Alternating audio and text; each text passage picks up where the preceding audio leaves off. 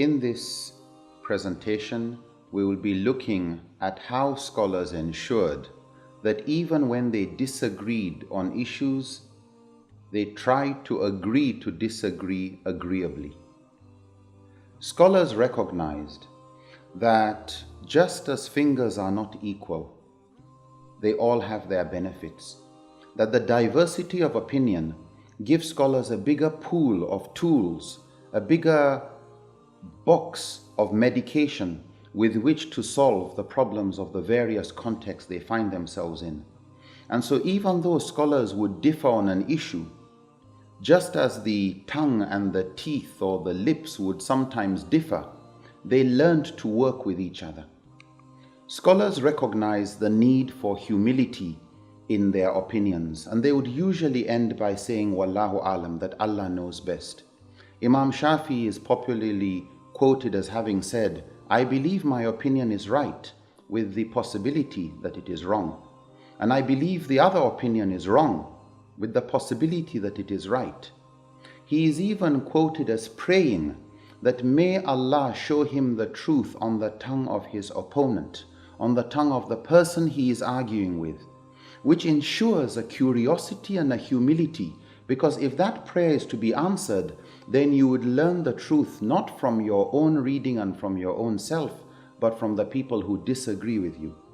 So humility was essential, because only Allah knew what the final truth was. Curiosity was essential, because it is only through trying to understand where others are coming from that you get to see where you might be wrong. The sooner you find out if you are wrong, the better for you if you are a truth seeker.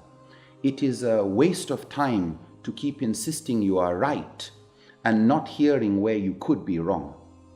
And so in the search for knowledge, we must always stay sincere and committed to being curious, not just about why we are right, but probably more importantly, how others may be right, how we may actually be wrong.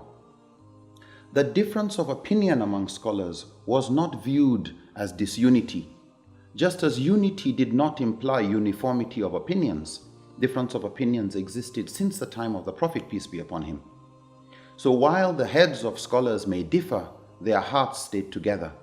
They realized that what bound them in Islam, that denominator that all Muslims held in common, those clear explicit teachings of the Quran and the Sunnah, the acts of worship, the articles of faith, the values of justice and forgiveness, the maqasid and objectives and purposes and higher intents of Islamic law, these they all already shared.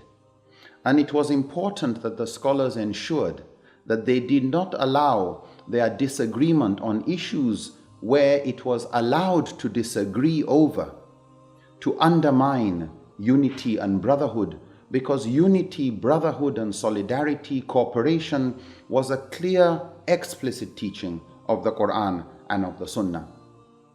And so we find in the maqasid mentioned by Ibn Qayyim, he emphasizes the importance of justice, mercy, wisdom and good.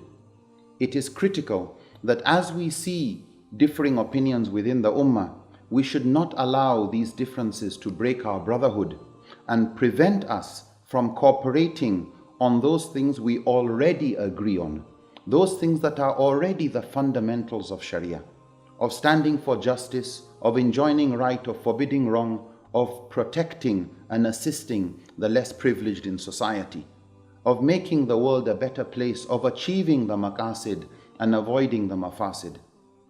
Unfortunately, we find sometimes within the ummah topics on which there's a legitimate basis for differences of opinion, and differences of opinion that have continued to survive centuries after centuries.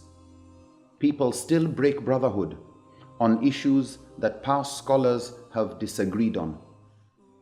When it comes then to handling differences of opinion among scholars, let us always remember that the differences of opinion are themselves tests for whether we will keep to the fundamentals or whether we will allow areas where there is doubt and speculation and consequently differences of opinion to make us swerve from what there is certainty over, that is clear and explicit in the Quran and the Hadith that are mutawatir.